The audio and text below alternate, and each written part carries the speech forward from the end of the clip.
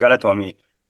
Duraan dursee warri waltajjii tana qopheessitanii irratti nu affeertan cuftuu fayyisanuu galatoomaa jechuu osoo hin biran kutuu itti aansuudhaan kabajamtoota ajajoota waraana bilisummaa Oromootii fi miseensota waraana bilisummaa Oromoo dirreerra jirtan akkasumattis miseensota waraana Oromoo kan addunyaa kanarra facaatanii jirtan miseensotaa fi deeggartoota jaarmaa ABO biyya alaatii fi hawaasa Oromoo qabsoo Oromoo mararfattan cufaafuu baga guyyaa kanaan isin ga'een jira.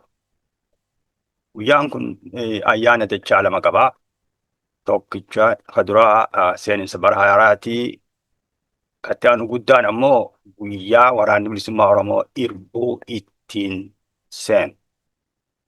Guyyaa waraanni bilisummaa Oromoo mallattoo walabummaatii fi bilisummaadhaa akka aduutti iftee mul'attu goosise. Guyyaan kun guyyaa kabajamaa, guyyaa jaalatamaa Oromoo biratti. Kanaaf jecha guyyaan kun guyyaa Oromooti jenneeti amanna. Karaa biraatiin wanni jechuu fedhu amanni darbe kuni barri darbe kuni bara seenaa qabsoo Oromoo keessatti seenaa jabduun katti hojjetame. Garee karra qabsoo bilisummaa Oromoo irra teessee nama gadhiibdu ta'ana malee namni hin jiru jettee onneen isii dhiitoyte karaarraa siisuudhaan karra qabsoo bilisummaa Oromoo tan walabummaa fi bilisummaa keessatti lalise karra san saayinee jirraa koottaa qooda keessa fudhadhaa koottaa keessatti hirmaadhaa qabsoon teenya qabsoon teessan cufaafuu tagamtaati tanama tokkooti miti ta garee takkaati miti akkasitti waddaa. Maalii irratti wanni jechuu fedhu nuti akka jaarmaa ABO biyya alaatti.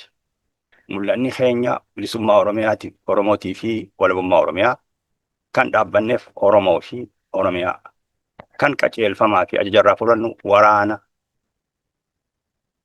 hoggana waloo waraana bilisummaa Oromoo irraan deebi'a waan kana hoggana waloo waraana bilisummaa Oromoo qofarraa ajaja fudhannaa qajeelfamu fudhanna. Kanaan kan hojjennu nuti hawaasa keenyaa fi waraana hedduu fageenya jiru kana dhiphisuudhaan riqicha taanee waraanaa fi hawaasa Oromoo kana walitti fiduudhaan. Koottaa riqicha kanarratti qooda fudhadhaa jabeessaa riqicha kanarra haa dabarru haa ittifnu waraana keenya haa jabeessinu waraanni keenya jabaannaan rabbii gaditti kan bilisa baasu waraana keenya waraana kana haa jabeessinu haa tinnifnu duydi keenya bal'aa nurra deemaa. Riqicha isiniif taana. Gadaan gadaa bilisummaatii Oromiyaan biyya.